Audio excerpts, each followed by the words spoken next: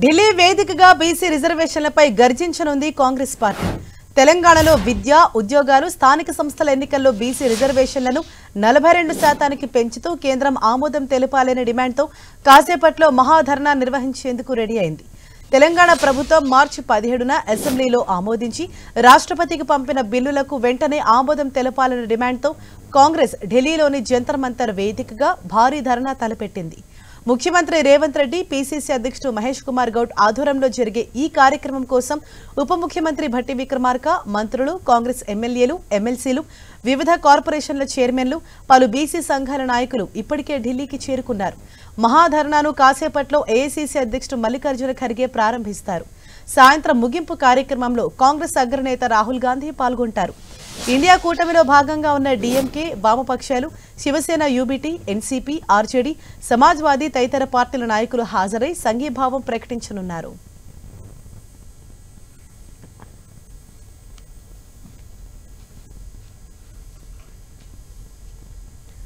ఢిల్లీలోని జంతర్ మంతర్ వద్ద నుంచి తాజా పరిస్థితిని వివరించేందుకు మా ప్రతినిధి గోపి మనకు అందుబాటులో ఉన్నారు.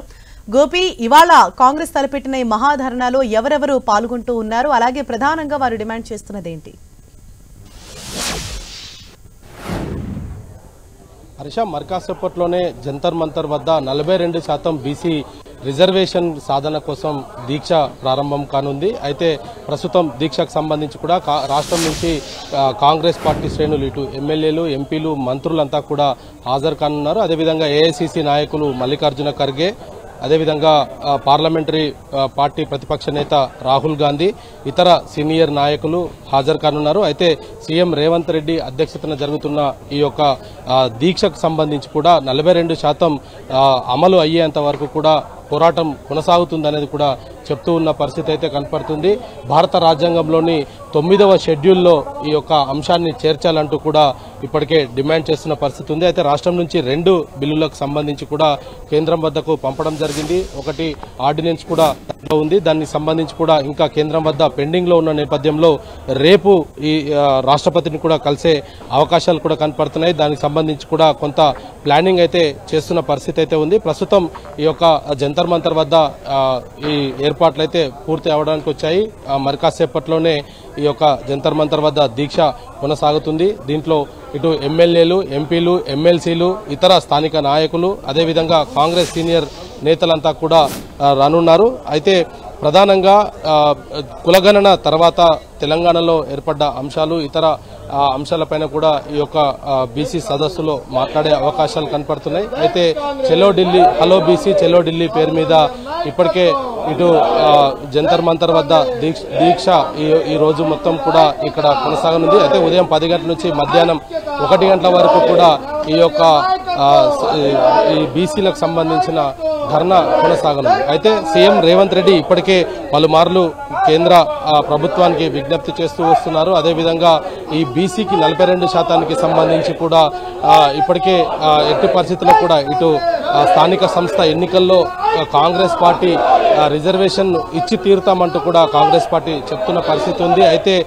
దీన్ని బీజేపీ మాత్రం వ్యతిరేకిస్తూ వస్తుంది. ఇందులో ముస్లింస్ను కలపడంతో 10% ముస్లింలను కలపడం జరిగింది. సో బీసీలకు 32% మాత్రమే రేవంత్ రెడ్డి సర్కార్ ఇస్తుంది అనేది కూడా బీజేపీ ఆరోపిస్తున్న పరిస్థితి ఉంది. కానీ కాంగ్రెస్ మాత్రం 42%, ఏదైతే తెలంగాణలో కులగణన జరిగిన తర్వాత కులగణనలో తీసుకున్న అంశాలను బట్టి కూడా ఇటు చెప్తున్న పరిస్థితి అయితే ఉంది. 42% రిజర్వేషన్లు ఖచ్చితంగా ఇచ్చి తీరుతాము. ఏదేమైనా ఈ యొక్క 42% రిజర్వేషన్స్ కోసం కేంద్రంతో కొట్లాడి అయినా సరే ఈ యొక్క 2 బిల్లులను కూడా పాస్ చేయించుకుంటామనేది మాత్రం చెప్తున్న పరిస్థితి కనపడుతుంది. హరీష్, ఎస్ గోపి, అలాగే ఈ ధర్నాలో కాంగ్రెస్ అగ్ర నేతలతో పాటు ఇంకా అంటే ఇతర పార్టీలకు సంబంధించిన నేతలు కూడా హాజరు కాబోతున్నట్లు తెలుస్తోంది.